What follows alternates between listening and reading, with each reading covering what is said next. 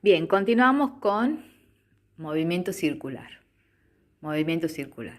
Bien, vamos a ver entonces, una vez que hemos visto cuáles son las variables cinemáticas, lineales para el movimiento circular, que hemos definido la posición o las posiciones, el desplazamiento, que es el desplazamiento lineal, las velocidades y dos tipos de aceleración. Las aceleraciones centrípetas, que siempre se llama centrípeta porque apuntan hacia el centro. Y la aceleración centrípeta, habíamos dicho que se debe al cambio en la dirección del vector velocidad. Y el módulo de esa aceleración centrípeta es la velocidad instantánea al cuadrado sobre el radio de giro. Entonces, aquí tenemos el vector velocidad, los vectores de velocidad que andan cambiando. El radio de giro corresponde a esto, a esta medida. Y por otro lado tendríamos aceleración tangencial si es que hubiera un cambio en el módulo del vector velocidad. Es decir, en la rapidez, si el vector velocidad va aumentando a medida que va girando esto, va aumentando la rapidez, o sea, el módulo, o bien va disminuyendo, hay un cambio del módulo, aparece instantáneamente la aceleración tangencial, que tiene la misma dirección y sentido que la velocidad tangencial, o velocidad instantánea. Entonces, si gira sin cambiar el módulo o con la misma rapidez, entonces aceleración tangencial no va a haber, pero sí va a haber aceleración centrípeta.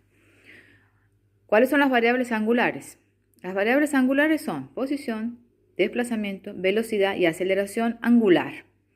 Angular significa que va a estar referida al ángulo. Ese ángulo lo vamos a medir en radianes. ¿Qué es el radián? El radián es una forma de medir ángulos que es la relación de la longitud del arco sobre la longitud del radio. Entonces el arco viene a ser esto. Esto es el arco, que es una longitud, y esto es el radio. Cuando tenemos el ángulo de un giro, el arco vendría a ser la circunferencia completa. ¿Cómo calculamos la longitud de la circunferencia? Para un ángulo de un giro, 2pi por el radio. Sobre la longitud del radio, me queda entonces que para el ángulo de un giro, la relación arco-radio es de 2pi. Y le agregamos la palabra radianes, pero vemos que aquí se simplifican los radios, y lo que me queda es algo totalmente adimensional. Le ponemos la palabra radianes para entender que es una relación arco-radio. Entonces el ángulo de un giro, que equivale a 360 grados sexagesimales, corresponde a 2pi radianes. Pero entendamos que el radián es una medida de ángulos absolutamente adimensional, es decir, no es una unidad, es una relación arco-radio.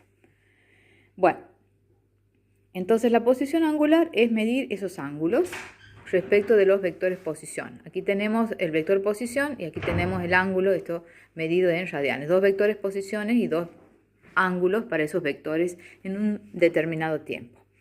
El desplazamiento angular va a ser la diferencia de esas dos posiciones en dos tiempos distintos. Entonces tenemos que esta es la posición final menos la posición, el ángulo de la posición inicial, vamos a decir. Entonces la diferencia viene a ser este ángulo, que viene a ser el desplazamiento angular. Los dos los medimos en radianes. La velocidad angular la vamos a determinar o llamar con omega, y va a ser la diferencia de las posiciones angulares sobre el tiempo, la diferencia o la variación de tiempo. Entonces esto va a ser radianes sobre segundo, o bien 1 sobre segundo, recordando que el radián es adimensional, o bien segundo a la menos 1. De todas esas maneras pueden estar expresados, lo van a ver ustedes en los libros.